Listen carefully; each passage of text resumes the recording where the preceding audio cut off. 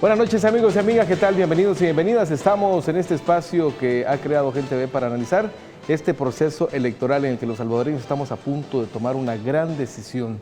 La ciudadanía es protagonista en este proceso electoral, por eso es que El Salvador Elige 2019 está dedicado a los diálogos ciudadanos, ese espacio para que la ciudadanía pueda tener una opinión más amplia, porque una ciudadanía informada toma mejores decisiones. Y de eso se trata, y esa es la filosofía de Gente Ve, abrir espacios para que la gente pueda estar bien informada.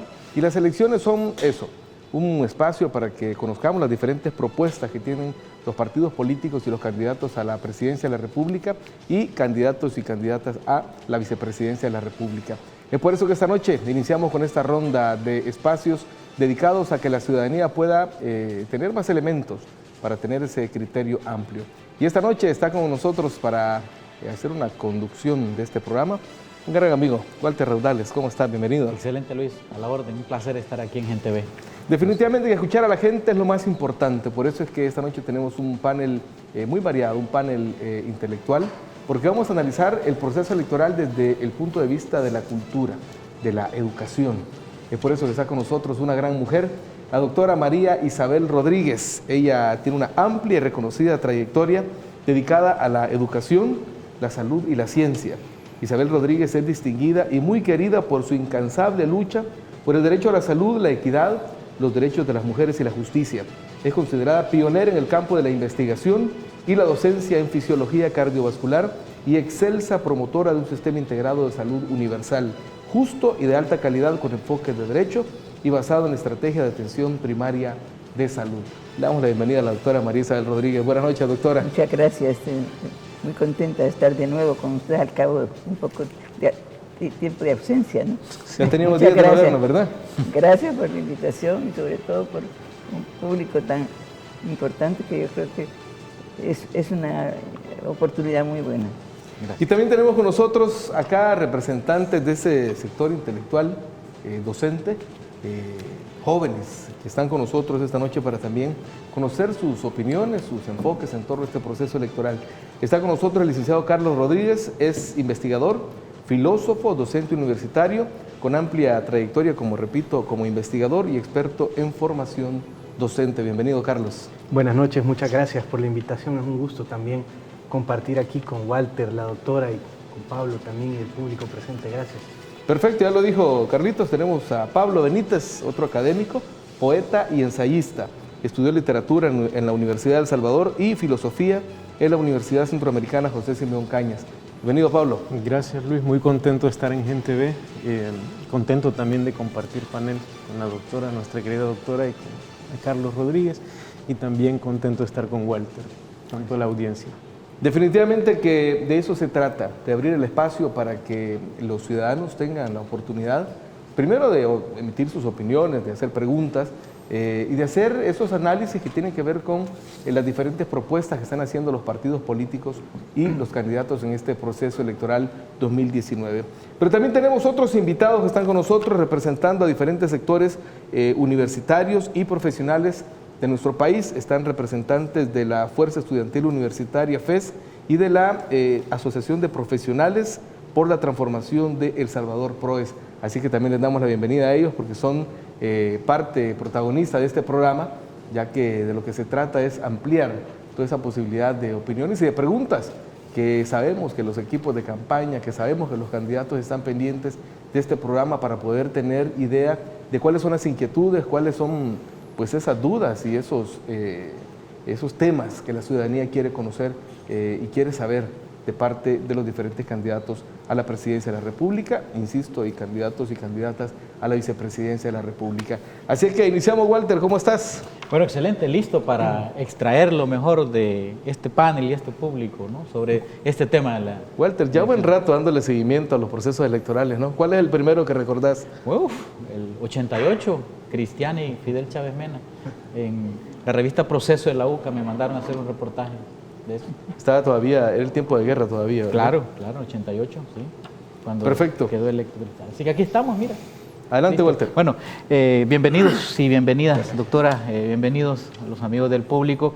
La dinámica será una pequeña ronda inicial de ustedes con una pregunta clave. Trataremos de extraerles lo mejor de su pensamiento y también el público podrá hacerles algún tipo de consideraciones. Comencemos de entrada. Doctora, ¿cómo ve el panorama electoral que se nos viene? 28 días nos quedan nada más. ¿Cómo lo ve? Creo que 24. Bueno, ¿cómo la ve? Lo veo 28. difícil. ¿Ah? Lo veo difícil y preocupante. Lo ve difícil y preocupante. Explícanos por qué, doctor. Bueno, yo creo que la existencia del proceso, la posibilidad de que se realice es un avance, pero creo que quizás reuniones como esta podrían haberse desarrollado un tiempo atrás. Diría yo que cuando nos quedan apenas, llamémosle un mes, que ojalá pueda ser de trabajo intenso, soltar en este momento propuestas y consideraciones sobre lo que ha sido y debería ser el proceso, nos toca un poco tarde, ¿no? Es bastante tarde, bastante difícil, pero estamos frente a una situación que yo creo que debemos de considerarla muy bien. Necesitamos que los candidatos que se han abierto en parte al diálogo y a la comunicación con la gente, nos abrieran un poco más los planes. No hablo de todos, porque estoy hablando de los que no lo han hecho en el momento oportuno. ¿Qué esperan de esta nación? Ahora, vamos a hablar de los planes más adelante, pero nunca es tarde, doctora. Y en las elecciones y en la política todo cambia a veces de domingo a domingo, ¿no? O sea, ¿no lo cree usted? Siempre y cuando las personas interrogadas, investigadas y analizadas tengan la capacidad de responder, no ocultar respuestas, abrirse suficientemente a las preguntas que se hacen, entregarse, digamos, a la ciudadanía sobre lo que están pensando para el futuro del país. Es un momento interesante, muy importante, pero yo creo que todos esperaríamos que los candidatos y sus equipos de trabajo, porque pienso que no deben delimitarse las elecciones a escuchar y a pensar que es la opinión exclusiva del candidato, sino que el candidato representa todo un grupo de apoyo, todo un grupo que va a ser hasta cierto punto responsable de lo que puede ser la conducción del país en un determinado momento. Yo pienso que tenemos que pensar que es importante lo que se plantea, pero también es importante que se sepa plantear, que se sepa a dónde va dirigido, a quién va dirigido y cómo va a ser dirigido. Eso es muy importante. Que se sepa plantear a quién va dirigido. Carlos Rodríguez, ¿qué opinas tú, Carlos, de cómo está la cosa electoral? Yo coincido con la doctora Rodríguez en la necesidad de repensar estos espacios. Y es que hay muchos espacios, ¿no? Pero yo quisiera, digamos, colocar la reflexión sobre el avance del proceso electoral, por lo menos desde tres claves. Una, digamos, desde lo que es el proceso democrático del país, ¿verdad? Dos, yo diría frente al mundo, ¿no? Es decir, lo que está ocurriendo en el mundo. Y tres, frente a la transformación de lo que es la política nacional, ¿verdad? En el primero, y voy a ser muy, muy concreto, yo creo que sin duda, si partimos de lo que nos planteó el acuerdo de paz, los procesos electorales en El Salvador han ido avanzando y evolucionando positivamente, ¿no? Ahora, esa es una dimensión, digamos, más instrumental de la vida democrática. Yo creo que el país tiene que pensar todo el tiempo y más en estas coyunturas, cómo podemos hacer para fortalecer más el proceso democrático. Y esto es convertir la democracia en una forma de vida, es decir, algo que nos permita entendernos no solo cada vez que hay elecciones, sino en la vida cotidiana, ¿no? Y eso me lleva a ver el proceso desde lo que está ocurriendo en el mundo. O sea, estamos ante un debilitamiento de la vida pública, una reducción de la vida pública a un espacio, digamos, que cada vez privilegia más lo digital, las redes sociales. y por lo tanto a un debilitamiento de lo que entendíamos que era la política el siglo pasado, que tiene también aspectos importantes, ¿no? Y yo creo que ahí surge, digamos, uno de los aspectos que tenemos que fortalecer en el país frente a lo que ocurre en el mundo. Cuando dices de ocurre en el mundo, me llama la atención porque están pasando procesos como el de Brasil, de Bolsonaro, precisamente que a están eso me refiero, retrocediendo todos los programas sociales, decir, bueno, Ecuador ya no digamos. Justo a eso, digamos. Sí. Estamos...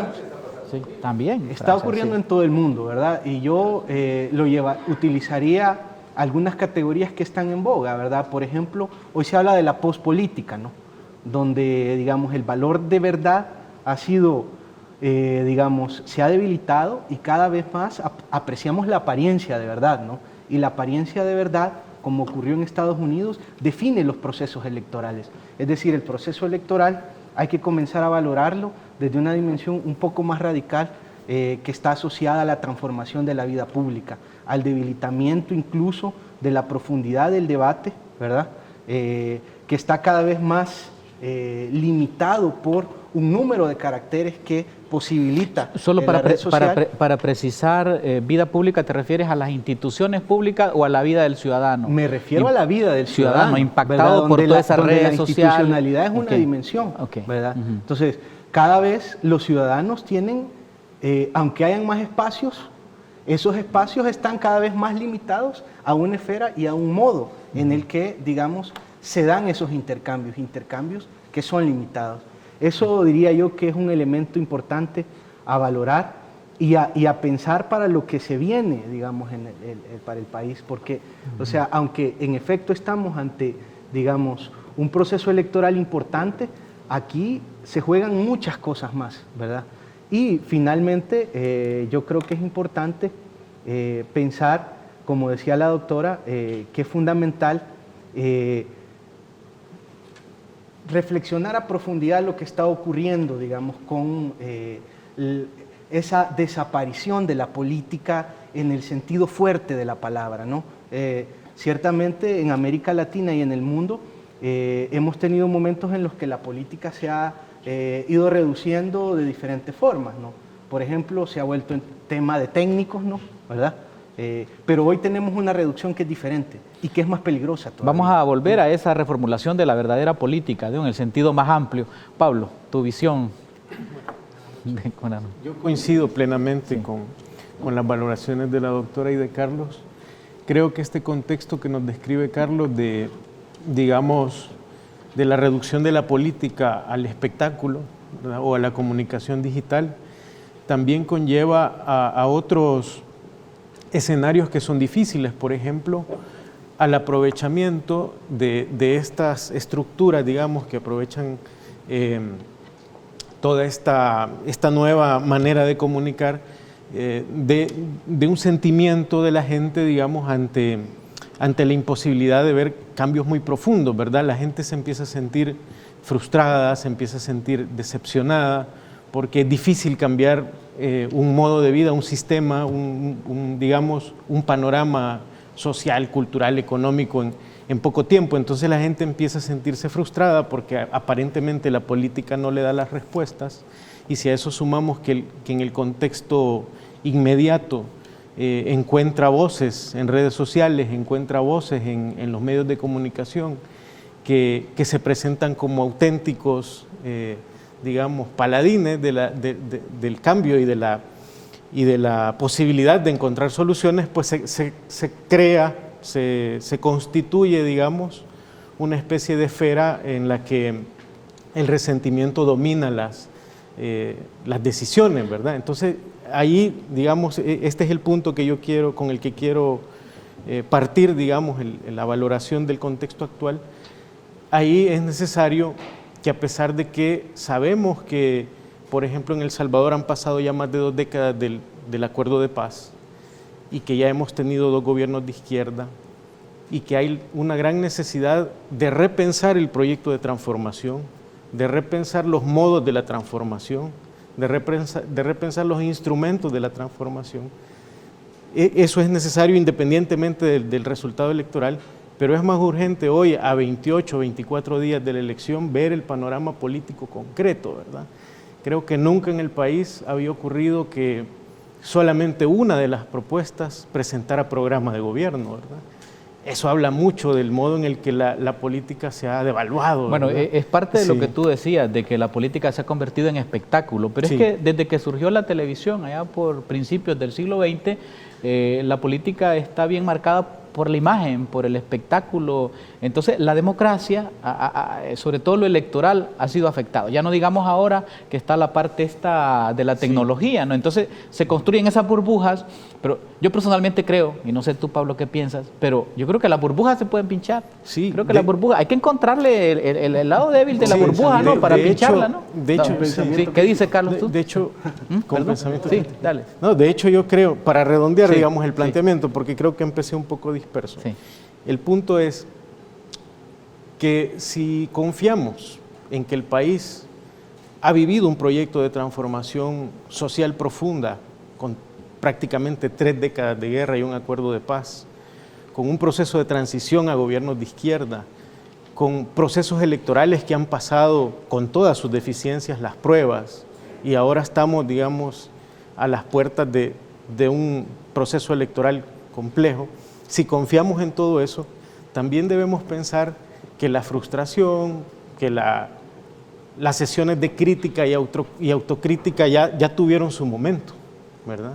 Ahora es momento de pensar muy críticamente el voto Está y bien. pensar realmente Sí. a dónde vamos a ubicar las expectativas de la continuidad del proceso de transformación, ¿verdad? Bueno, excelente. Eso es lo que Voy yo a creo. hacer un breve resumen de los 3 rápido y hacemos un cierrecito con un par de cositas. Pero bueno, la doctora planteaba de que interesante estos tipos de espacios de pensamiento, que está preocupante la situación, ¿verdad?, electoral. Carlos decía que había que tomar en cuenta lo que está pasando en el mundo, ¿verdad? Que también había que tomar en cuenta todos estos cambios tecnológicos. Y bueno, ya Pablo lo que planteaba sobre la espectacularidad de la política. ¿Cómo lo resumiría usted este momento, doctora? La enorme, me resumiría tratando de enviar un mensaje, incluso a la población en general, sobre la enorme responsabilidad que tenemos de considerar estos puntos que se han señalado, porque pueden contribuir incluso a un cambio en la participación de los distintos sectores de la sociedad, en forma de que se vuelvan contribuyentes de un cambio en la dirección de estos procesos. Un cambio profundo y sobre todo crítico, un análisis crítico de la situación nacional e internacional, como claro. señalaba Carlos. Mire, eso es lo importante, la palabra responsabilidad de todos. Y por eso este programa se llama Diálogos Ciudadanos, El Salvador Elige, porque hay que darle la palabra a los ciudadanos, ¿verdad, Luis? Y es que los ciudadanos son protagonistas, Juan. Claro. La ciudadanía tiene una voz y tiene que ser consciente de ese protagonismo que tiene. Su voto tiene que ser consciente. Un voto consciente Eso, tiene que ser estamos consciente si es construyendo. educado ese voto. Y esa es la palabra clave, fíjate, Claro, sí. porque Estamos construyendo el estamos voto. a las puertas de una decisión que va a determinar el rumbo del país. Y de eso hay que estar consciente, y por lo Claro. tanto también estar consciente del poder que tenemos en nuestras manos como ciudadanía. Por eso tenemos más invitados de sectores profesionales y sectores estudiantiles, como les decía, que también tienen participación. Entiendo que hay una pregunta por acá. Si nos regala su nombre y de dónde viene. Buenas noches, mi nombre es Roxana Rodríguez, yo represento a la organización Profesionales por la Transformación del Salvador, PROES, una fiel seguidora de María Isabel Rodríguez, por cierto, una admiradora, como muchas de las personas de este país. Me parece muy interesante el abordaje que se está haciendo, un abordaje amplio. Felicitar al canal por este espacio, a los panelistas por las opiniones que han vertido hasta el momento. Sabemos como ciudadanía que estamos a las puertas de un proceso electoral trascendental.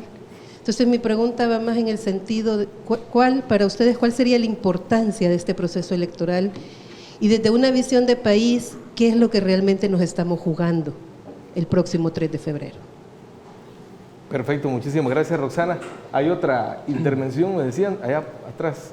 Bueno, adelante. buenas noches, muchas gracias por el espacio. Mi nombre es Mario Alexander Castro y formo parte de una organización estudiantil que se llama FES. bueno, estaban hablando un poco sobre los acuerdos de paz y teniendo en cuenta que somos una generación de posguerra, sería importante conocer el punto de vista suyos, que para ustedes cuáles serían las amenazas al actual sistema democrático del país. Eso.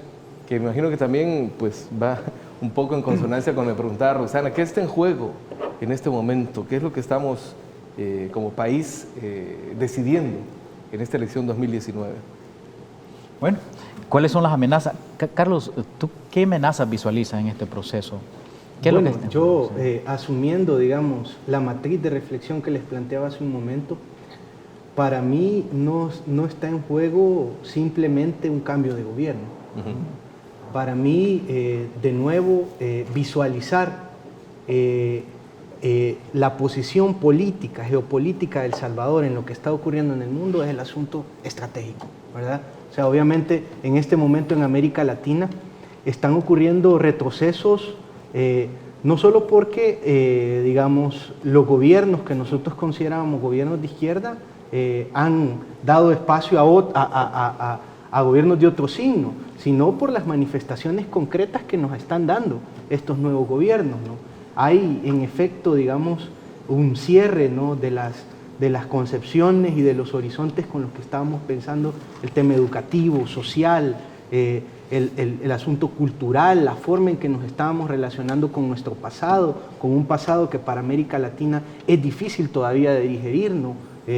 Un pasado de dictaduras que todavía sigue siendo un referente importante para imaginar la transformación social y la construcción de la democracia. Estamos en efecto, y no es, digamos, una exageración, volviendo a elementos de ese pasado, ¿verdad? Y entonces, ¿qué ocurre? Para mí lo que está en juego es la posibilidad de que un proyecto político de los que está en contienda claramente se pueda articular, si gana las elecciones, con ese movimiento mundial y específicamente latinoamericano de retroceso. O sea, que haya un retroceso en toda la inversión social, programas sociales. ¿Cómo la ves, Pablo? ¿Hay amenazas en este proceso? Sí, yo comparto esa idea. Creo que, como decíamos en el bloque anterior, lo que ha implicado el proceso de guerra, el proceso de paz, las transiciones de un panorama, digamos, de gobiernos de derecha a dos gobiernos de cambio, han significado para el país un avance sin precedentes en los 2 siglos de república que tenemos. Creo que los primeros pasos de la democracia se han dado en estas últimas décadas en El Salvador, de una democracia auténtica, en donde realmente hemos podido transitar, digamos, a diferentes modos de entender lo económico, lo político, lo social, lo cultural, y dejar de estar atrapados en gobiernos y en un modo de entender el Estado que solo beneficiaban a grupos de interés, ¿verdad? A grupos de poder muy reducidos. Entonces, yo creo que está en juego la continuidad de ese proceso de democratización del país. Es decir, está en juego que el país continúe dando pasos hacia una democracia profunda o retroceda. Bueno, ¿cómo la ve, doctora, usted? Bueno, yo pienso que es digna, como digo, de una profunda reflexión, porque cuando como señalaba Carlos, cuando se celebra los 25 años de la firma de los acuerdos de paz, como que cundió una esperanza de generar la cultura de paz. Bueno, este país puede decir que ha logrado estar en paz, y entonces nos vienen todas esas consideraciones sobre lo que está ocurriendo en materia del proceso de las maras y todo este proceso difícil de inestabilidad y demás. Entonces viene un esfuerzo de las instituciones, Procuraduría de los Derechos Humanos, las universidades, bueno, todos ustedes fueron partícipes de ese esfuerzo por lograr caminos para que la cultura de paz fuese establecida. Yo tuve algunos aspectos de comentarios, llamémosle críticas, a la propia composición de los acuerdos de paz, en los que veía que no se había incluido 2 elementos fundamentales para esa cultura de paz, que era el componente de educación y el componente de salud, básicos para eso y que no aparecían claramente reflejados. Pero en este momento se añade a una una situación muy importante, como señalaba Carlos, en el sentido de que los procesos económicos, el predominio del componente económico sobre el sector social, están cambiando también la situación de todos y cada una de las poblaciones, quizás del mundo, no solo de nuestros países. Entonces, eso obliga a repensar enormemente el futuro de nuestros países y qué hacer, obliga a pensar en serio, obliga a no encontrar caminos en los que a veces, bueno, la cuestión teatral y de propaganda y de lanzar a veces hasta eslogans que contribuyen a crear votos y que en realidad no contribuyen a crear la ciudadanía que estamos buscando, el bienestar de la población y todo eso que es necesario repensarlo. Entonces, por ejemplo, le preguntaba hace un momentito a Carlos qué pasó con la continuidad de todo ese esfuerzo que se empezó con lo que ustedes trabajaron en la parte de cultura de paz. Como que nosotros estamos acostumbrados a iniciar procesos, a iniciar proyectos que luego se caen y que luego no tienen continuidad. Y de hecho yo voy a sugerir que en este panel que tenemos ahora, la palabra continuidad sea un elemento central en las discusiones que tengamos. Bueno, yo voy a agregar otra, doctora, la palabra repensar. Ya usted la ha dejado aquí bien puesta y vamos a repensar porque hay que pensar todo esto. ¿Cómo?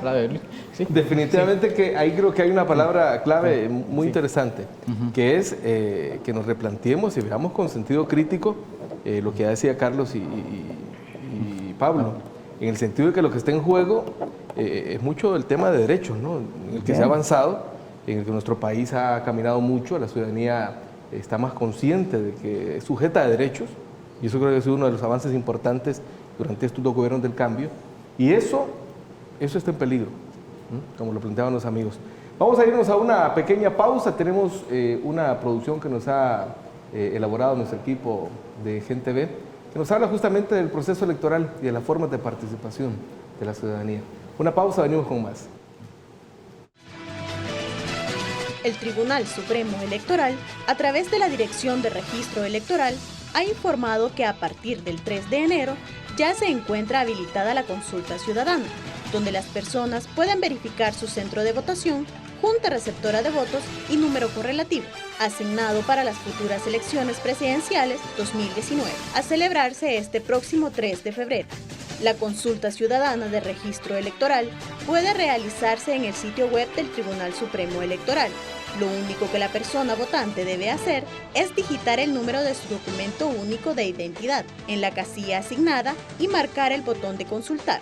Automáticamente, la página le proporcionará los datos electorales solicitados. Asimismo, el TSE ha facilitado todo un sistema de consulta ciudadana, ubicando puestos informativos en cada una de las alcaldías de los 262 municipios del país, centros comerciales y otras entidades gubernamentales, con el objetivo de facilitar a la población la verificación de sus datos electorales. Informó para El Salvador Elige, América Barraza.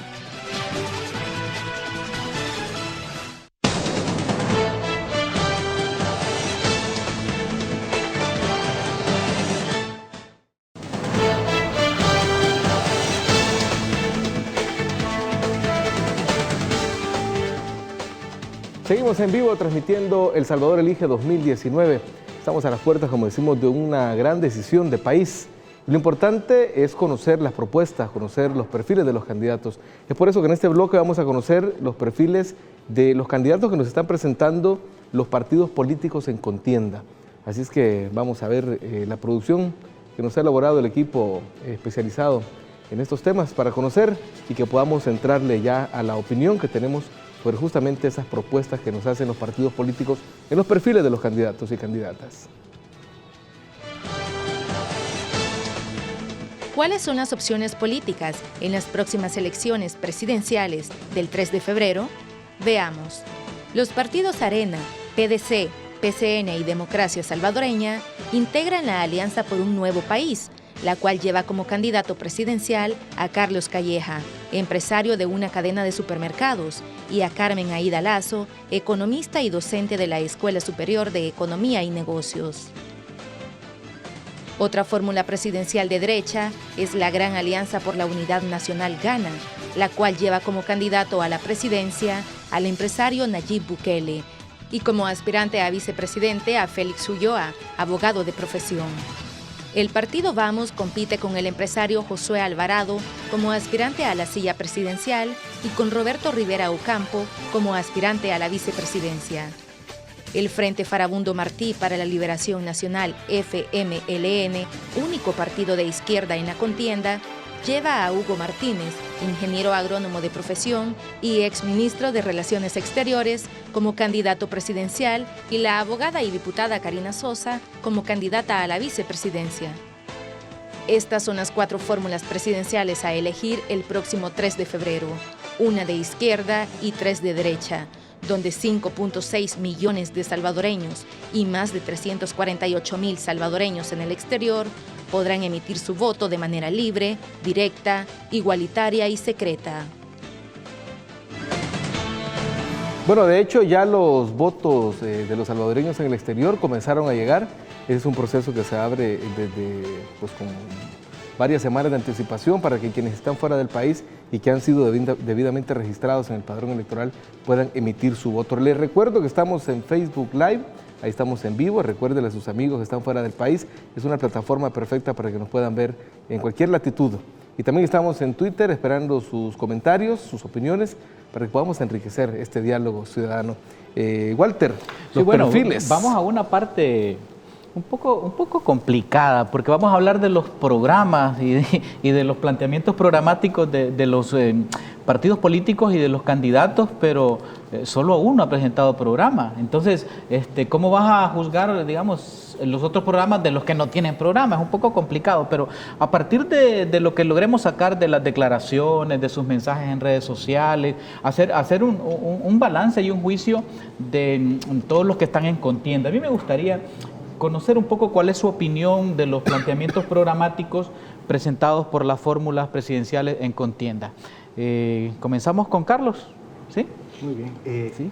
Bueno, yo creo que hay al menos 3 características claras de lo que ha sido este proceso de hablar de qué ofrece cada una de las fórmulas. La primera ya la mencionaba usted, es evidente que se está hablando mucho de propuestas, ¿verdad?, sueltas y, digamos, hay ausencia de planteamiento programático, ¿no? Usted muy bien señalaba, aún no conocemos planteamiento programático de algunas de las fórmulas.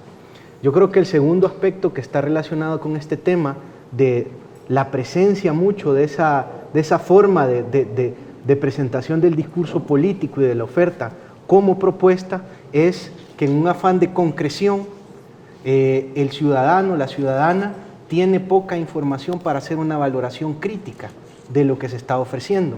Por ejemplo, hay una apariencia de coincidencia entre las fórmulas en algunos temas, ¿no? Y voy a mencionar algunos. Por ejemplo, la importancia de atender la primera infancia. Ahí hay una coincidencia. El problema es que cuando la declaración solo queda a nivel de propuesta, y en el afán de trasladar un discurso o una oferta fácil de digerir, no tenemos todo lo que se necesita para ver si estos planteamientos son consistentes. Y esto nos lleva a un punto para mí que es también un aspecto, digamos, fundamental, ¿no?, que se ha manejado en el discurso político y en la vida política, no solo nacional, sino regional y mundial, como el agotamiento de lo ideológico, ¿no? O sea, cuando planteamos que hay un agotamiento de lo ideológico, estamos queriendo como decir que hemos superado lo que nos hacía diferentes, ¿no?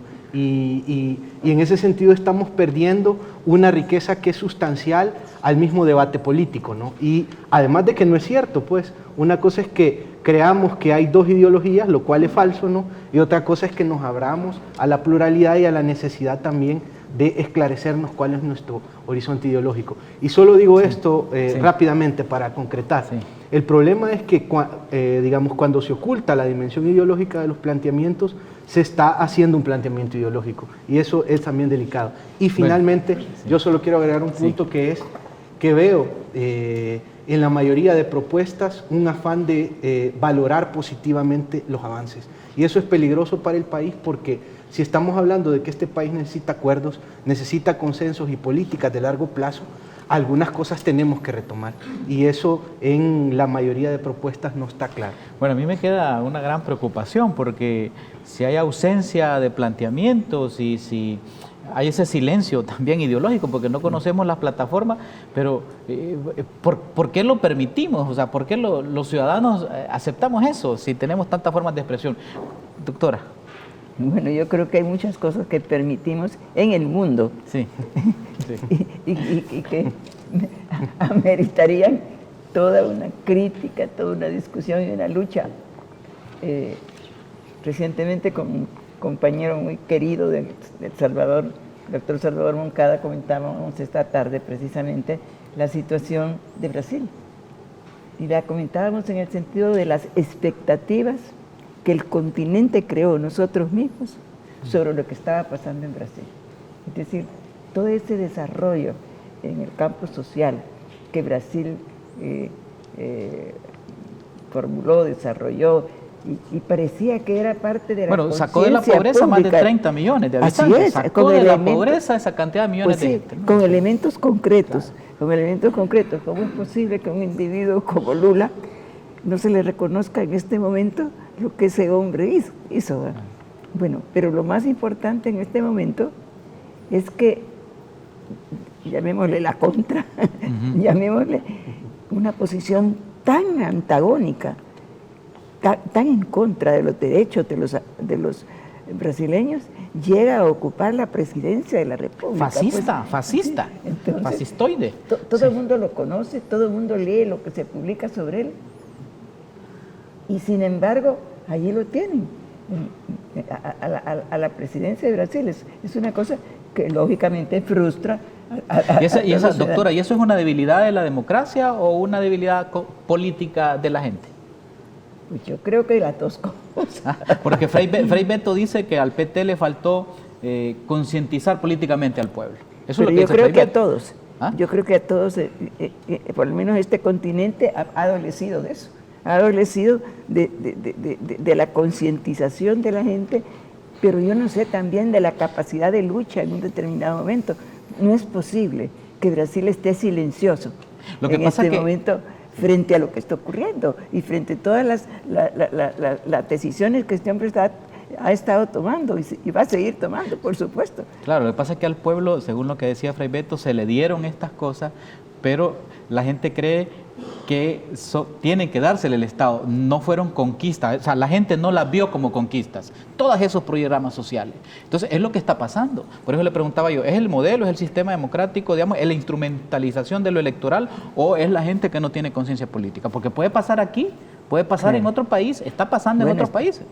Tampoco nos eximamos de ser partícipes de eso nosotros, porque también está pasando acá, ¿verdad? Y tenemos que analizarlo un poquito más profundamente en el sentido de que hay aspectos que creíamos que habíamos logrado y que, bueno, ameritan el repensar, como decíamos antes, y ver qué tenemos que hacer. Y yo creo que Brasil es un hermoso ejemplo de eso. Bueno,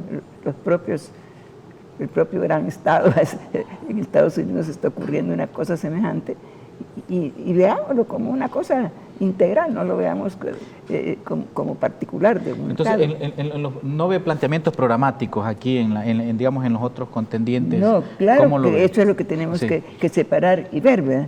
Sí, eso es lo importante que señalemos, que sí existen algunos planteamientos programáticos y sobre todo una cosa que me parece que es gravísima, que es el problema de logros que en periodos recientes se han obtenido y que podrían no ser tomados en cuenta y que pueden representar un retroceso importante para la vida de este país el que ya un proceso eleccionario como este borre de las aspiraciones futuras logros que ya se tenían y que en vez de avanzar retrocedamos. Yo creo que una de las cosas que a mí más me preocupa y quisiera invitar a todos los salvadoreños a que lo pensemos, no permitamos que los aspectos de beneficio social que se han logrado para los salvadoreños sean, llamémoslo, arrebatados con un retroceso en este periodo. Pensemos en eso. Es importante a los televidentes que nos están viendo y escuchando en El Salvador y en todo el mundo también, escuchar estas puntadas que acabamos de escuchar hace unos segundos aquí, ¿verdad? Dijo Carlos, la ausencia ideológica, es decir, el que no tengan un programa es una ausencia ideológica, ya es ideológico. O sea, es decir, su programa es no dar programa. Es decir, entendamos esa dialéctica profunda política que hay ahí. ¿Cómo ves la cosa, Pablo? Sí, definitivamente, digamos que esta ausencia de plataformas de país, porque la presentación de un programa de gobierno implica la presentación de una propuesta de país, una visión de largo plazo, una visión, digamos, de Estado, una visión de conjunto de políticas públicas. Implica también tener una clara ruta de transformación. Entonces, el hecho de que haya contendientes que no presenten un programa de gobierno implica que no tienen una visión de país, no tienen una visión de Estado, no tienen, digamos, una ruta de transformación que nos ayude a entender qué quieren hacer, ¿verdad? Con el poder político. Persiguen intereses personales, intereses individuales o de grupo, o persiguen realmente una ruta de transformación. Eso es lo que nos dice la presentación de un programa de gobierno, ¿verdad? Entonces yo creo que hay que valorar muy profundamente este hecho. El otro asunto, aunando a esta reflexión sobre lo que pasó en Brasil y las reflexiones críticas de Frei Betto, yo creo que ahí hay un proceso también dialógico.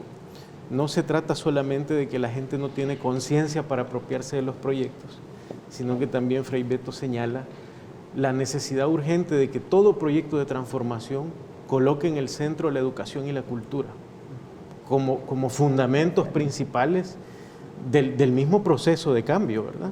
Es decir, en la medida en la que hay un proceso dialógico en el que la gente también está educándose y construyendo cultura nueva, también se construye un nuevo modo de entender los logros, ¿verdad? De entender las conquistas del pueblo. Entonces, creo que eso también hay que colocarlo en el centro hoy, en este proceso. Sí, claro, viene el siguiente bloque, vamos a hablar también un poco de retos y desafíos a los cuales nos enfrentamos todos, ¿no? Ahora, yo creo que sí hay que hacer la diferencia, que el FMLN sí lo ha planteado. O sea, el FMLN tiene su programa, lo construyó con mesas sectorizadas, fue un proceso largo y que ahí está. O sea, es un programa al cual tú lo puedes estudiar, mutilar, preguntarle, puedes hacerle, digamos, cuestionamientos al mismo programa. Es decir, pero cuando no tienen los otros programas, entonces quedamos como expensas. Entonces vuelvo a la realidad inicial, es decir, ¿ante qué estamos? O sea, ¿ante qué estamos?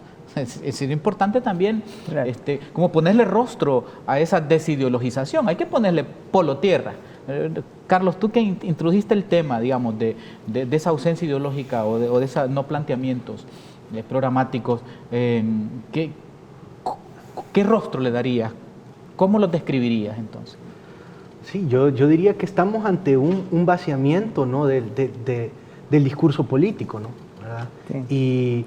Y lo que sucede es que ¿cómo llenamos ese discurso político? Ese discurso político solo se llena si la gente participa más, ¿verdad? Entonces yo creo que estamos ante el desafío de que la población, el ciudadano y la ciudadana, como decía la doctora, reclamen, ¿verdad?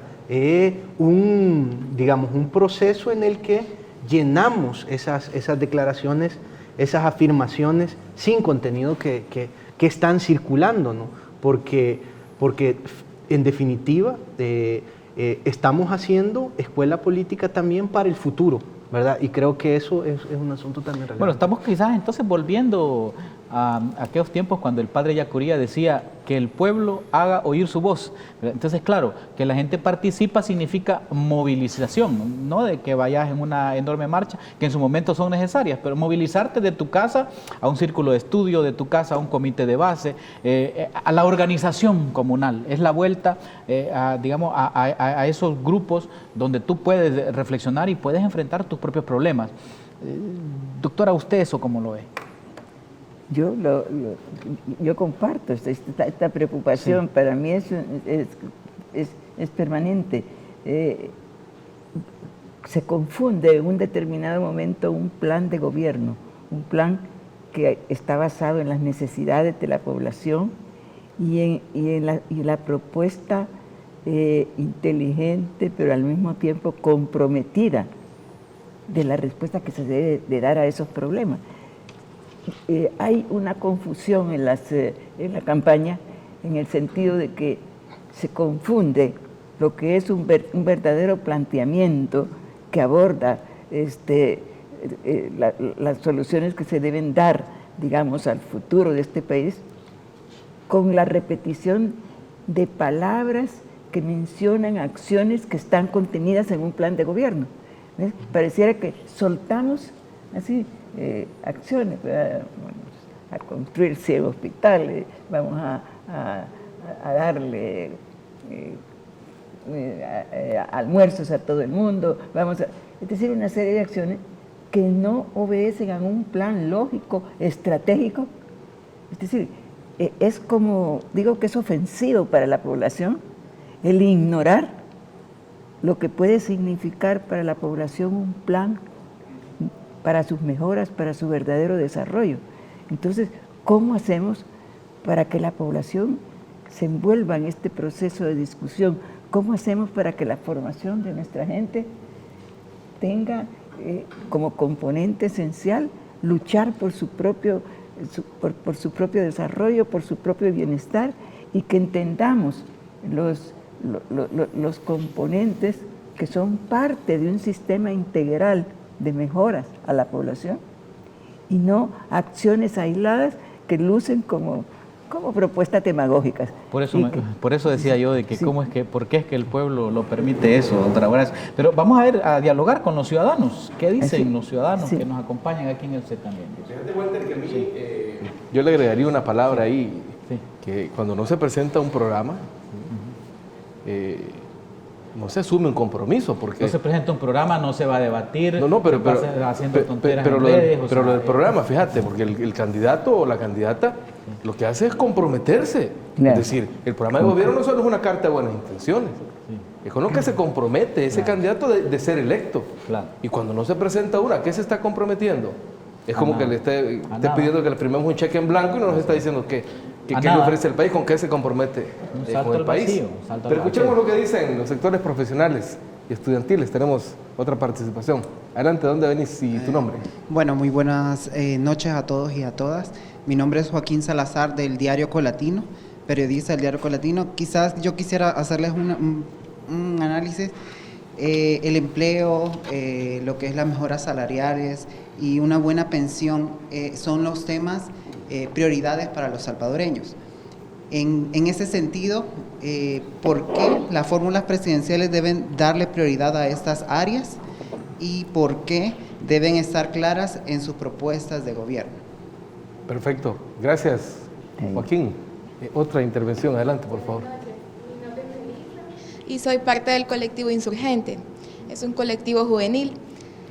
Felicito estos espacios de participación y también mi pregunta está enfocada en conocer cómo ven ustedes la necesidad que los planes de gobierno contengan la equidad de género como principal eje, especialmente en el ámbito laboral.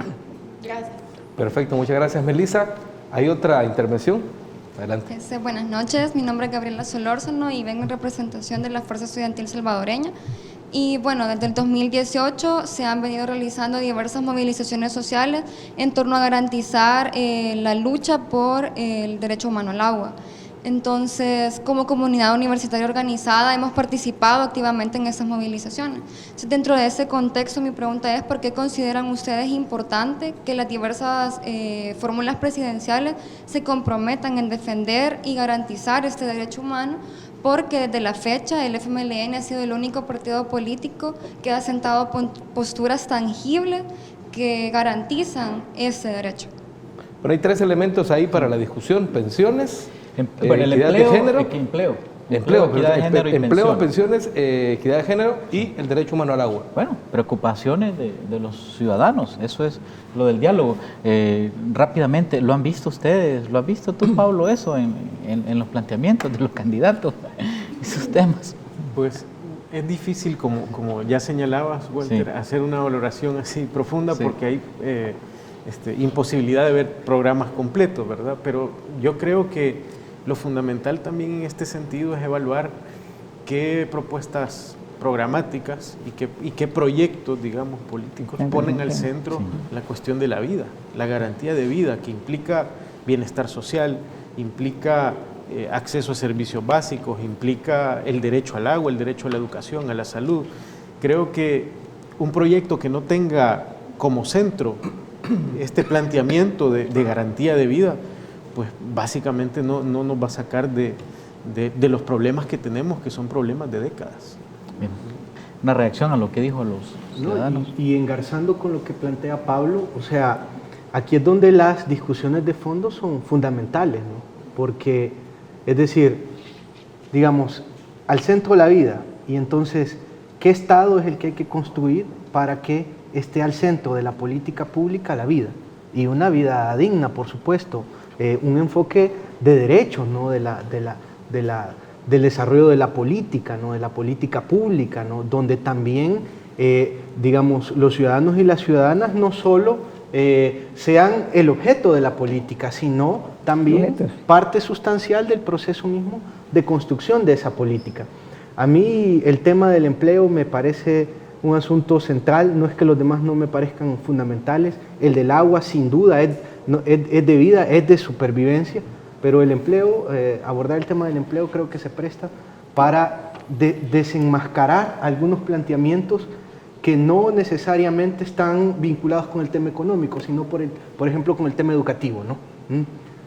Uno de los temas coincidentes de las plataformas, de los candidatos más bien, ha sido el tema del inglés para todos, ¿no? Bueno, pero ¿qué estamos entendiendo por esto, no? Además del proceso mismo de aprendizaje de un segundo idioma, ¿para qué lo estamos queriendo, digamos, instalar en el sistema educativo? Bueno, podemos estar pensando en que el empleo que va a estar asociado a ese proceso de instalación de un segundo idioma sea un empleo tipo nueva maquila, ¿no? ¿Verdad? Y en ese sentido tenemos una concepción de lo que es el trabajo, que es el empleo, muy distante a quienes, por ejemplo, hemos sostenido que un segundo idioma es fundamental para desarrollar capacidades científicas en la sociedad, ¿verdad? Que nos permitan desarrollar una concepción de lo productivo diferente, ¿no? A lo que pasa es que quienes plantean esa idea tienen un paradigma de educación utilitarista, es decir, yo estudio para ir a trabajar o estudio para esto, pero no tienen la concepción, digamos, más elemental de estudiar para ser un mejor ciudadano, para ser un ente de cambio. Esa es la diferencia, cuando tú lo ves de manera utilitarista. Pero doctora, ¿cómo ve toda la opinión de las personas sobre el empleo, las pensiones, la equidad de género, tantos temas, ¿no?, que hay, ¿no? Sí, el problema a veces no es la falta de ideas, el problema es la falta de realizaciones, es decir, la llevada a la ejecución de esas ideas que no se socializan, que no son parte de los grupos que se constituyen para trabajar en beneficio de la población y que se quedan sueltos. No sé hasta dónde la gente que se está preparando para ir a dar su voto se reúne, trabaja, sindicatos, grupos de las universidades y demás, están realmente profundizando en lo que representa cada una de esas propuestas aisladas y en la cual uno tendría que ver que que no es ninguna casualidad, no es ninguna broma el ser elegido para ser un candidato a la presidencia de la República. Es una cosa en serio, pues. No solo es el posgrado que el individuo realizó, los estudios que hizo, es su experiencia de trabajo, lo que ha hecho, su capacidad de hacer, su capacidad de conducir, su capacidad de orientar y su capacidad de trabajar en grupo. A veces eso no se ve. Entonces, ¿qué es lo que buscamos alrededor de un candidato? ¿Qué es lo que buscamos alrededor de un programa? Si no tenemos presente que estamos buscando el bienestar de la población, estamos perdidos. Nosotros estamos en búsqueda de condiciones. A mí me sale inmediatamente salud, me sale inmediatamente educación, porque son los campos en que yo más he trabajado. Pero yo creo que hay una serie de campos, o sea, problema de vivienda de trabajo, problemas que deben de ser repensados precisamente para ver para qué estamos trabajando, para qué nos incorporamos dentro de este pomposo nombre de sector social, ¿verdad? ¿Qué le ofrecemos a la población? A mí me parece que tenemos que pensar en qué beneficios tiene para la población el esfuerzo que hagamos conjuntamente. Yo pienso que hablamos de equidad de género, son buenos los discursos, muy importantes, pero a la hora de analizar qué estamos haciendo por eso, convivimos con soluciones que precisamente están trabajando en contra de la equidad de género. Entonces, ¿qué hacer? ¿Qué hace la población por compenetrarse, por identificarse con una situación de esta? A mí me preocupa mucho las veces que se mencionen a veces acciones aisladas que bueno, son bonitas en el papel, son bonitas en el discurso, pero que no se llevan a su realización. Y en este caso yo creo que este es un momento muy interesante, este mes de discusiones. Y yo a veces, cuando se me ha invitado a ver la posibilidad de quienes son fundamentales a veces en el problema de difusión de la importancia de un campo, de la necesidad, como aquí se ha señalado, de un sistema que le dé respuesta a lo que la población necesita, llego muy directamente al área de ustedes, de los periodistas, que son elementos claves y fundamentales, no solo en la difusión, pero en la construcción de los campos. Y ojalá pudiéramos hacer una alianza, ¿no? Como aquí está, de los grupos, de aquí en este caso de docentes, que pudieran hacerse esa alianza con los grupos de trabajadores, los propios sindicatos, que estemos convencidos de que estos señalamientos que aquí se están haciendo no son para un sector determinado, son para la población entera, ¿no? De eso se trata, y cada quien tiene que hacer su lucha y lo que le corresponde. Hablando de redes de socialización, tenemos algunos mensajes, dice Manuel Reinaldo Villeda. Yo no me pierdo ninguno de estos programas, dice. Fran Omar, saludos a la combativa Festes. Adelante, compañeros y compañeras. Adrián Cepeda dice, saludos, se necesitan más lideresas como María Isabel Rodríguez. Erika de León dice, son muy importantes estos espacios. Brenda Soriano, buenas noches, saludos cordiales a los académicos. Ahí tenemos parte de los mensajes que nos han llegado a nuestras redes sociales. Vamos a hacer una segunda pausa, ya venimos con más, estamos en Salvador Elige 2019.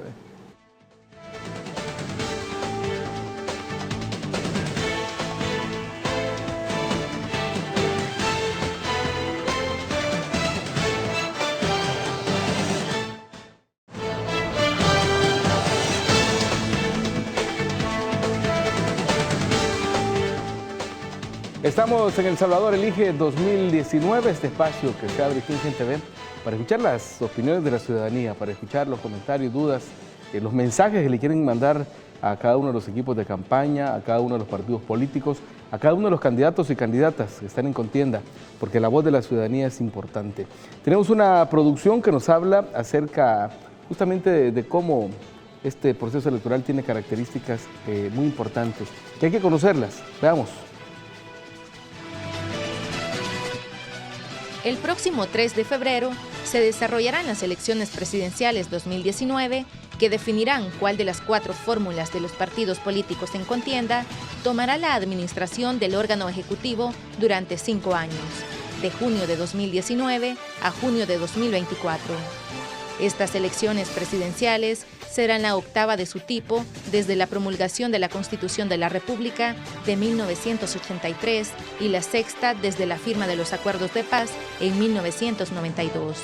Asimismo, las elecciones presidenciales 2019 se convierten en los terceros comicios donde la población salvadoreña residente en el exterior podrá ejercer su voto. En la contienda electoral del 3 de febrero, 4 fórmulas aspiran a ganar la presidencia y vicepresidencia de la República. De estas 4 fórmulas presidenciales, 3 son de partidos de derecha y una de izquierda.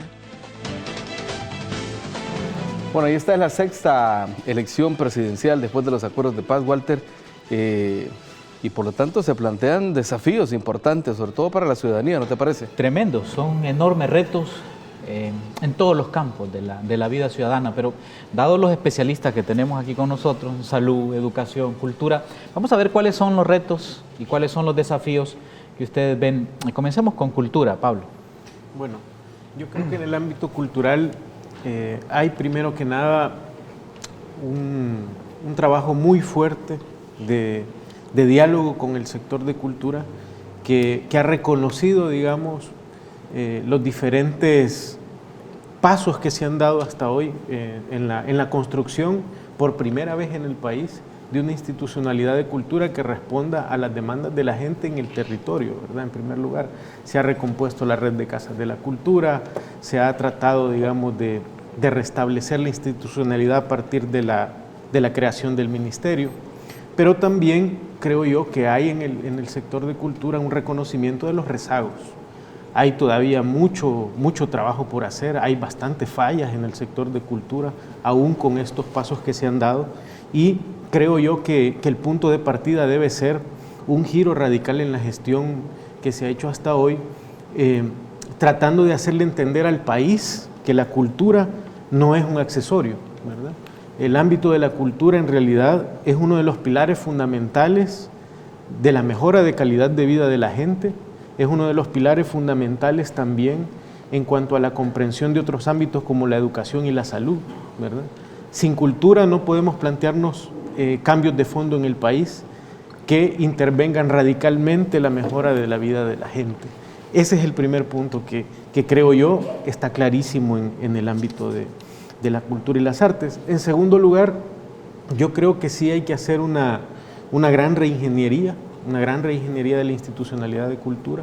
El ministerio debe, ahora que ya está creado, debe dar pasos para conectarse con otras instituciones del Estado y del gobierno, recomponer también el modo en el que interviene en el territorio, en las comunidades, y por último, fortalecer 2 grandes puntos, digamos, de trabajo que ya tienen algún avance hoy en el país. Primero es la formación en el ámbito de cultura, la formación propiamente dirigida a los artistas, la formación en las artes, pero también la formación artística dentro del sistema educativo, que para eso ya hay pasos también importantes en el país. Y el otro punto es la cuestión de involucrar de otra manera a las comunidades en el resguardo, la defensa y digamos también el impulso del patrimonio cultural, tangible e intangible, ¿verdad? Eso implica que entendamos de otra manera para qué sirve la cultura y qué resultados nos puede dar el trabajo cultural en las comunidades, ¿verdad? Yo creo que esos son de los elementos centrales. Que me gustaría un poco lo que ha dicho, digamos, retomarlo, pero además profundizar un tema. Dijiste diálogo, un giro en la gestión, reingeniería, volver a las comunidades definitivamente es clave lo que has planteado. Ahora, el Ministerio de Cultura acaba de surgir, pero yo agregaría aquí el tema del presupuesto. O sea, fíjate que yo recuerdo, por ejemplo, esto de la alfabetización. Conozco a todos los compañeros que han estado en esta gestión y que es una maravilla, un gran logro declarar un país libre de analfabetismo, pero no había presupuesto. O sea, con 2 millones un año, otro millón y un año y ahora a poco. Entonces, con cultura necesitamos eso. Primero la parte del presupuesto y también agregaría la cosmovisión de lo que es cultura. Porque cultura no solo es el Torito Pinto o el Carbonero, con todo respeto a esto, desde luego, pero va más allá. Es una cosmovisión, es decir, es el pensamiento como ciudadanía, ahí donde entra la opinión pública también. Y luego también un poco de mayor unidad, porque parece que el gremio de artistas, el gremio de... parece esto un hormiguero. ¿Cómo lo ves? Sí, el gremio, el sector artístico es difícil, ¿verdad? Es difícil porque hay muchas opiniones polémicas, siempre hay diferentes modos de entender lo cultural, dependiendo de las ramas del arte también. Pero creo yo que extendiendo, digamos, una visión de largo plazo, estableciendo un programa de trabajo, de fondo, que, como dije al principio, reconozca todavía los rezagos y establezca los pasos a seguir para articular la política de cultura con el país y con el Estado, ¿verdad? Estas interrelaciones con educación y con salud, por ejemplo, todavía no las hemos intentado y son sumamente necesarias. Bueno, vamos a ver los desafíos en educación, Carlos. Claro. ¿Cómo ves? ¿Cómo está esto? Bueno, yo creo que hay un punto de partida para lo que está planteado, digamos, como profundización de la transformación en educación, que tiene que ver con el desmontaje de la escuela tradicional. O sea, yo creo que esta idea, ¿no?, de integrar el sistema educativo, de convertirlo en sistema educativo, articularlo, y además de desmontar la escuela tradicional desde adentro, saliendo del aula, ¿verdad?, ampliando la jornada, incluyendo a todos, eso es un punto de partida fundamental. Bueno, pero mira, desmontar la escuela tradicional y no cambiar la currícula y tienen los mismos libros de texto, que cuando agarras un libro de historia te habla y tenés ahí que Monterrosa es un héroe, etcétera. Es decir, tienes que construir eso, desmontar esa escuela implica muchas cosas. Y en ese sentido creo yo que hay avances fundamentales. Por ejemplo, yo creo que hay una convicción de que transformar al docente para ese tipo de escuela nueva es fundamental y en eso se ha avanzado mucho. Yo creo que plantear una estructura permanente de formación docente y la formación misma, ya no solo como una capacitación y una actualización, sino como parte de un proceso de profesionalización y de dignificación de la carrera docente, es un avance central. Eso es un punto importante. Ahora, el país tiene que desarrollar política quinquenal de formación docente. Ya llevamos 2 esfuerzos en ese sentido. Hay que ver qué se va a plantear para el siguiente quinquenio, porque aquí hay que ver de nuevo el proceso, ¿no? Y el proceso tiene acumulaciones y tiene engarces con lo que se ha hecho. Lo otro que creo que es importante es asumir que todo esto del currículo que se habla tanto, digamos, no solo tiene que ver con los programas, que por supuesto que son fundamentales, ¿verdad? Y también se ha avanzado un trecho muy importante. En este momento se están reformando los programas de estudios sociales. La Asamblea Legislativa nos planteó, por iniciativa de los partidos de derecha, revivir una asignatura de los años 50, ¿verdad?, del tiempo, digamos, del autoritarismo, que nosotros convertimos en una asignatura de formación para la ciudadanía. ¿Cuál es educación cívica? ¿Cuál materia era?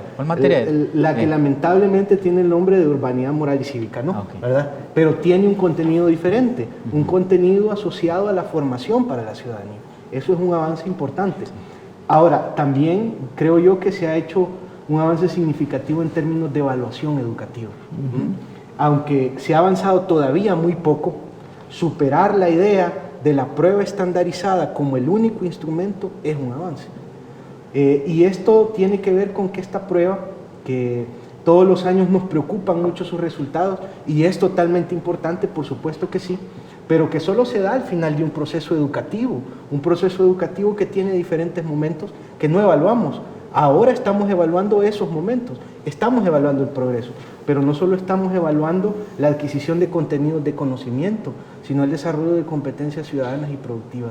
Ahí creo yo que hay un asunto importante también a considerar.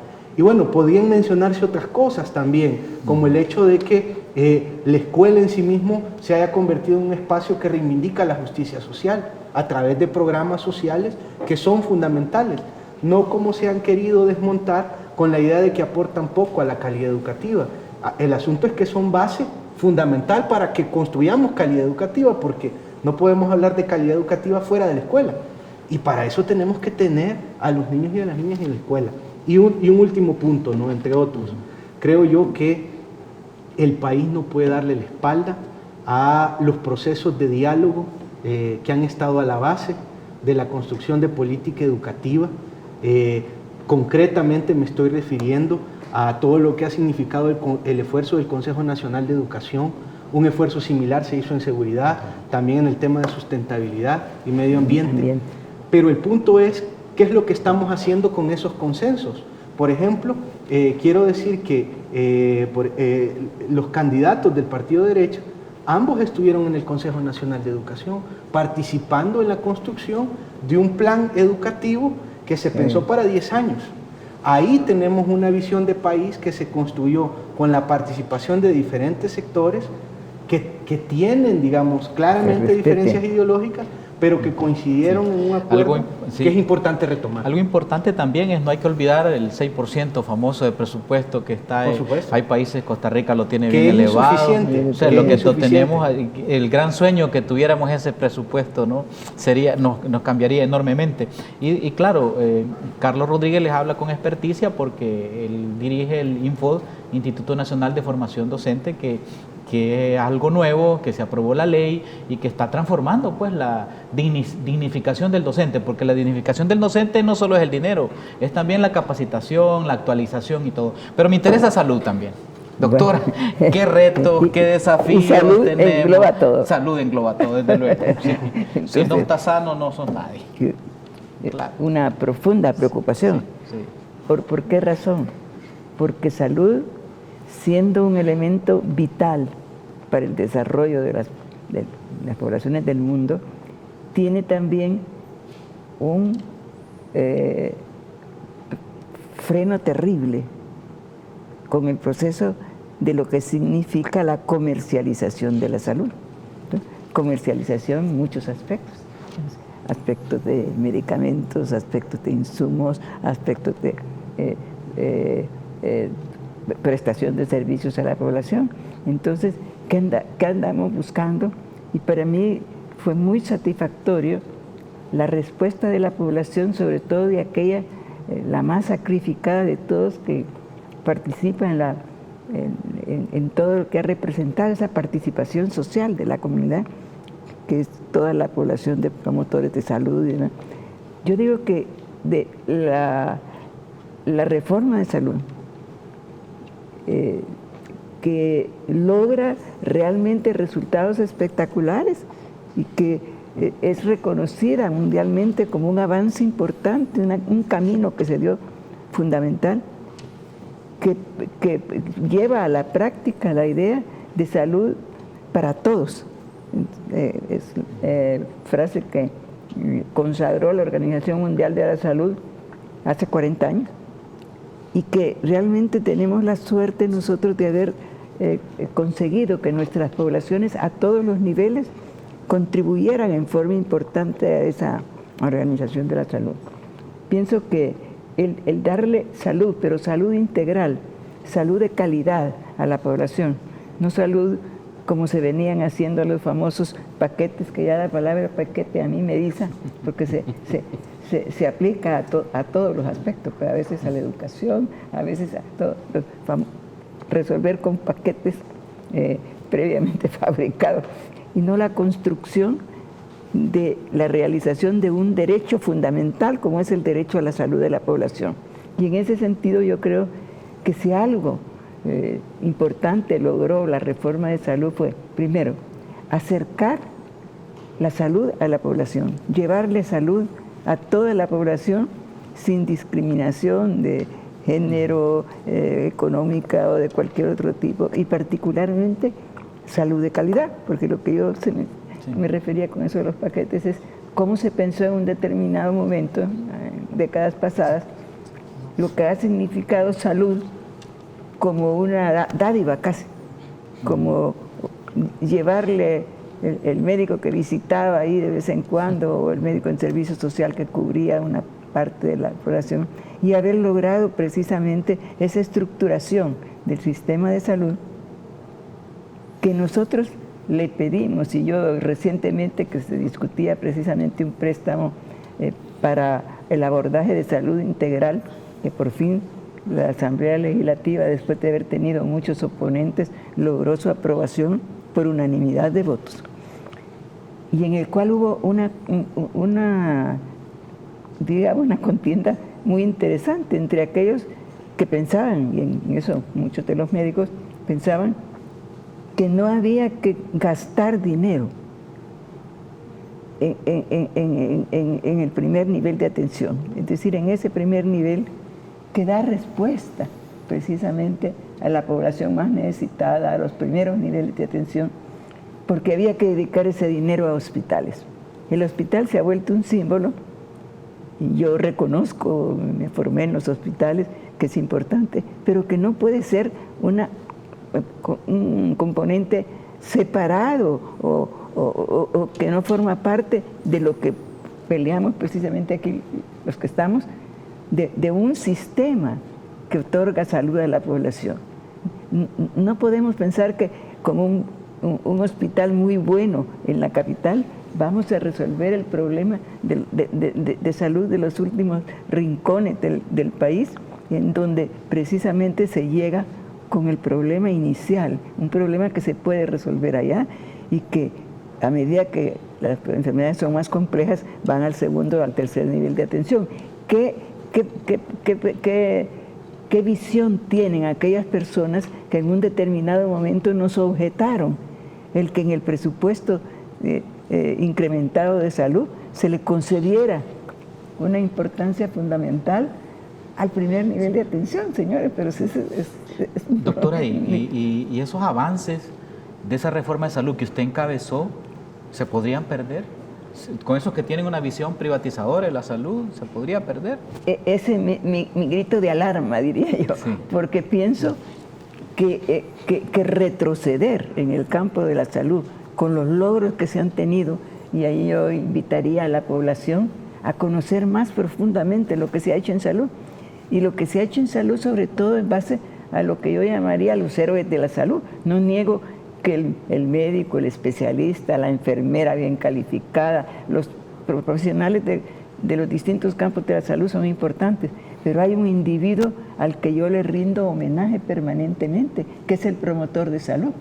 Esos son los individuos que sostienen prácticamente el sistema. Esos son los individuos que realmente tienen como primer elemento el compromiso con la población. Y ojalá que un paso en falso de cualquier cambio de gobierno no vaya a hacer retroceder un proceso como este. Entonces, allí yo vuelvo a la palabra continuidad de los procesos fundamentales que el país necesita para crecer. Cómo no, muchas gracias, doctora. Usted habló de esfuerzo de la gente por informarse de eso, pero también un esfuerzo del gobierno y sus instancias comunicacionales para dar a conocer estos avances y estos logros. ¿Qué dice la ciudadanía? Fíjate que tenemos participación de la gente a través de las redes de socialización. Por ejemplo, dice Tito Mena: saludos desde Charlotte, Carolina del Norte, para Gente B y los panelistas. Todos los que están participando ahí, muy bueno lo que están diciendo. La gente que piense bien dice no a la derecha y que sigan los cambios. Brenda Soriano dice los mejores programas sociales son los de los gobiernos del cambio. Giovanni Palacios dice excelente las opiniones de la doctora, no se necesita tanto estudio para entender paisanos. Además Nelson Ortega dice saludos a todos para que en todo el país se diera y llegara a más televidentes este tipo de programa. Y en ese esfuerzo estamos, en tratar de llegar, de tener más cobertura y llegar obviamente a más gente. Pero hay más gente participando, salimos a las calles a preguntarle a la ciudadanía sobre la continuidad, justamente como decía la doctora María Isabel Rodríguez, de los programas sociales. Esto es lo que la gente opina. Veamos. Lo que uno gasta en los cuadernos lo puede invertir en algo otra cosa, en comida, en algo otras cosas necesarias. Eso es algo que se le agradece al gobierno actual. Sí, la verdad es que sí, porque a veces en el hogar hay como, digamos, 3, 4 niños estudiando, entonces es un poquito complicado comprarle a todos. Entonces ya con la ayuda que está dando el gobierno, es bastante favorable para toda la familia de Salvador. como los uniformes, los zapatos, los útiles escolares. O sea, siento que ha ayudado bastante, realmente. Es una gran ayuda que nos dan. Mi familia sí se ha visto beneficiada y sería que sí, que quien gane, que eso no lo vayan a quitar. Pues lo considero importante porque la verdad beneficia a muchas familias necesitadas que son de escasos recursos. Entonces, para mí, el candidato que gane sí tiene que darle seguimiento a todos esos programas, el vaso de leche, porque a veces hay muchas madres que no tienen para darle dinero a sus hijos para que vayan a comer, y en cambio el vaso de leche ya es algo para los niños ahí en la escuela. Para mí sería bien, independiente de quien quiere, ¿verdad? Que quien sea ganador. Sería bien que siempre nos estuvieran apoyando con eso. Me parece importante porque hay muchas personas que sí necesitan el uniforme, los zapatos. Hay muchos que dejaban los niños de ir a clases porque no tenían zapatos, ¿verdad? Entonces sí, quisiera que continuara eso. Bueno, ahí están las opiniones de la gente en las calles. Pero aquí tenemos algunas reflexiones finales de nuestros invitados de los sectores profesionales y los sectores educativos, estudiantiles. Ahora tenemos a este amigo que tiene una opinión ahí. Felices Adelante. noches. ¿Su nombre y de dónde nos visita? Pertenezco al movimiento Profesionales por la Transformación del Salvador, sector agropecuario y medio ambiente. Después de este exitoso debate, queda pues cerrar haciendo la reflexión a los votantes sobre la necesidad de ejercer su voto razonado en base a propuestas y cómo estas propuestas van a ser realidades. Se ha hablado mucho de la continuidad, pero lo más importante también es de que la ciudadanía vote con argumentos. Perfecto, muchas gracias. ¿Alguien más? ¿Teníamos otra participación por acá? Adelante, adelante. Sí, bueno, buenas noches a todas y todos.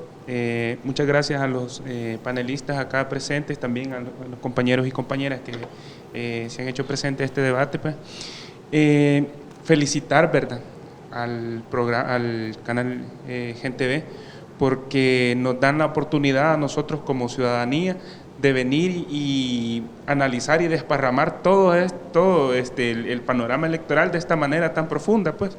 Considero que es uno, si no es el único medio que alcanza este nivel de debate, pues, y eso es fundamental para nosotros como jóvenes, porque toda esta campaña electoral ha sido una campaña bien atípica, por lo que ya mencionaban al principio, porque en gran medida se ha ido ocultando este tema de razonar nuestra participación política y en específico nuestro voto, porque no es únicamente esa la participación política de la ciudadanía, pero en fin, tenemos esa coyuntura donde se nos está ocultando lo medular de las propuestas, y se contrapone lo que mencionaban acá, que era el show, la parodia, el desgastar al oponente. Y pues yo considero que como jóvenes y como sociedad civil, eso en alguna medida es una ofensa, pues, únicamente basarse en esos aspectos. Y el llamado también a los que están liderando los equipos de campaña, que no únicamente se enfoquen a eso, pues, al show político, ¿verdad?, sino que nosotros como ciudadanía tenemos que razonarlo y necesitamos esos sustentos para nosotros razonar, ¿verdad? Entonces, reiterar el agradecimiento al canal, aquí a los invitados, a los compañeros y compañeras, y pues que sigan estos espacios, ¿verdad? Muchas gracias y feliz noches a todos. Perfecto, gracias por ese comentario. Creo que tenemos a alguien más por acá, en este extremo. Adelante. Buenas noches, mi nombre es Griselda Mata, yo soy estudiante de Ciencias Políticas, pero también vengo en representación del colectivo juvenil insurgente.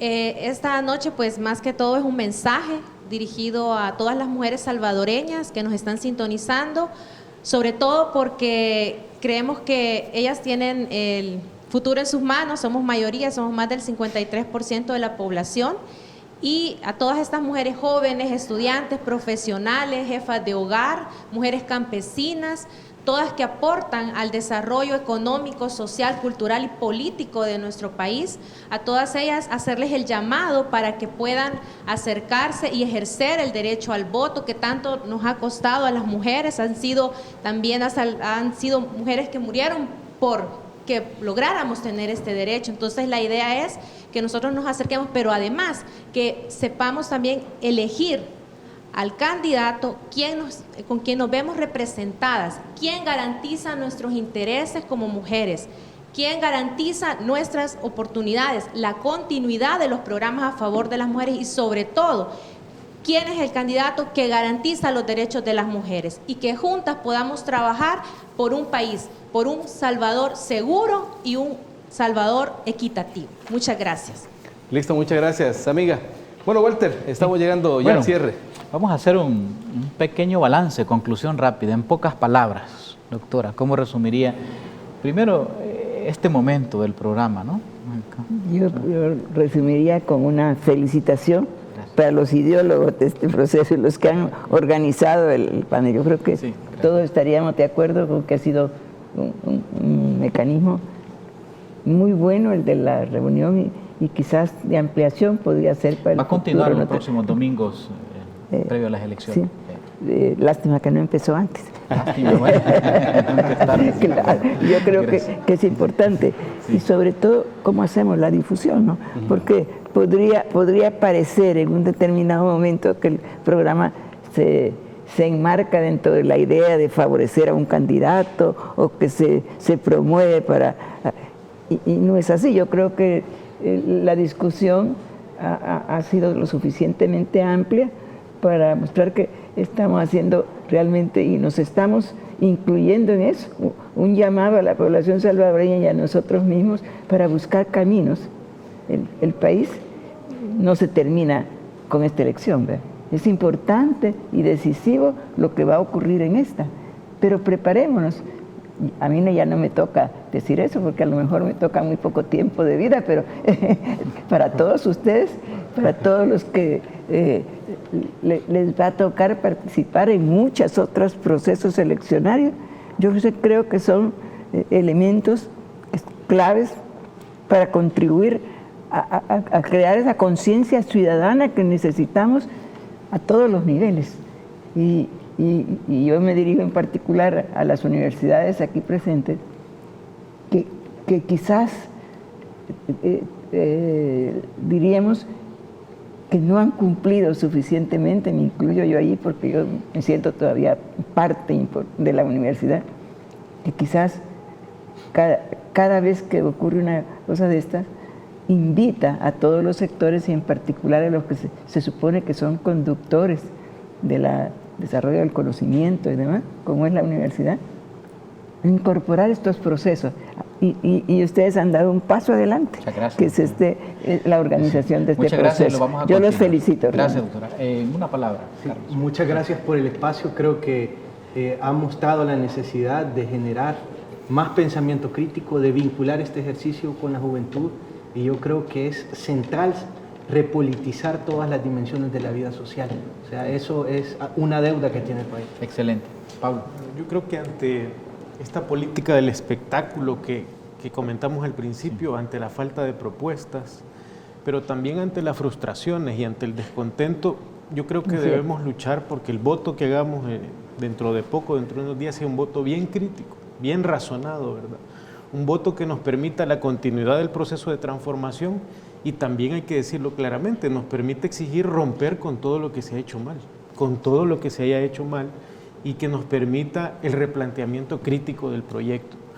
Por último, yo quisiera, ante lo que mencionaba Carlos al principio del ascenso de las derechas, de unas derechas que son extremas en el mundo, yo quiero recordar un poema de Roque Dalton que lo escribió en el fragor de la lucha guerrillera en el 75, porque hemos llegado a ese extremo, es decir, el mundo está viviendo un extremo tal de la política, de las apariencias, que vale la pena recordarlo.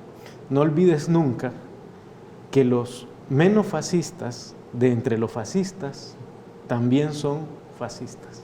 Bueno, interesante. Bueno, muchas gracias. Hoy terminamos también ya de poemas con la frase de Che Guevara, ¿no? Que dijo, al imperialismo ni un tantito así, dijo, ¿verdad? ¿Se recuerdan de esa frase, Luis? Qué gusto, Bueno, hombre. Definitivamente que ha sido una experiencia muy enriquecedora. Tenemos más mensajes, lastimosamente el tiempo se nos ha agotado como para poder compartir todo lo que nos está llegando. Queremos agradecerles a cada uno de los invitados que forman el panel, doctora, Carlos, Pablo, a ti también, Walter, por haber estado en esta experiencia y nos encontramos el próximo domingo. Para ustedes también, amigos que están aquí representando a los sectores estudiantiles, a los sectores profesionales, que son los responsables de ese pensamiento crítico. Ahí nos lanzó un desafío bien importante la doctora, sobre todo para los sectores universitarios, porque ahí es donde se cuece ese pensamiento crítico. Y usted, amigo televidente, quédese con Gente B y nos reunimos el próximo domingo para tener un debate similar como este, pero en otros temas que tienen que ver con la vida de los ciudadanos y con lo que está en juego en esta elección del próximo 3 de febrero. Quédese con Gente B, más para todos y para todas. Pasen buenas noches.